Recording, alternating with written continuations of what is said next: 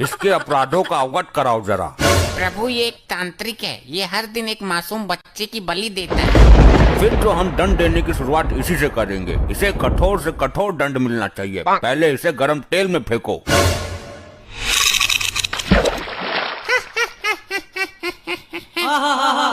ये हंस क्यों रहा है? तेल ठंडा है क्या? नहीं प्रभु, तेल तो एकदम दहकता हुआ है। तो इसे तो कुछ हो ही नहीं रहा, इसे तो और मजा आ रहा है। बस कर ली अपने मन की, मर गया कीड़ा। मुझे दंड देना तुम्हारे बस में नहीं है। मैं इन तुच्छ मनुष्यों में से नहीं हूँ। अभी तक ऐसा कोई प्राणी उत्पन्न नहीं हुआ दाढ़ी मजार जिसे हम दंड न दे सकें। इसकी आंखों में गरम सरिया डाल दो। ये सब क्या हो रहा है? ये कैसा चमत्कार है? चमत्कार नहीं प्रभु, ये सब इसकी तांत्रिक विद्याओं का कमाल है।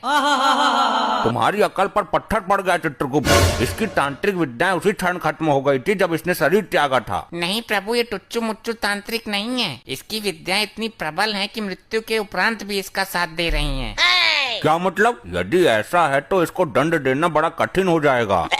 तुम मेरा कुछ नहीं कर सकते। मेरा शरीर अभी भी पृथ्वी पर सुरक्षित है। अगर ये यमलोक का द्वार किसी तरह खुल जाए तो मैं पुनः जीवित हो सकता हूँ। प्रभु यमद्वार किसी भी हालत में ना खुले, वरना ये मुसीबत खड़ी कर देगा। हर द्वार पर पहरा बढ़ा दो। मैं भी देखता हूँ कब तक काम आती है इसकी विद्या। मैं इस यमलोक में उथल पुथल मचा दूंगा। मेरी विद्या का कमाल देखोगे? ए दुराचारी आत्मा, इससे पहले तो कुछ अनर्थ करे, मैं तेरा अस्तित्व ही मिटा दूंगा।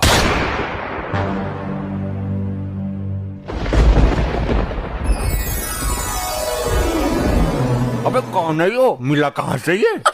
प्रभु इस पर काबू पाने के लिए इसकी विद्याओं को नष्ट करना होगा। ये क्या तांत्रिक विद्या हाथ में लेकर घूम रहा है कि छीनी और नष्ट कर दी?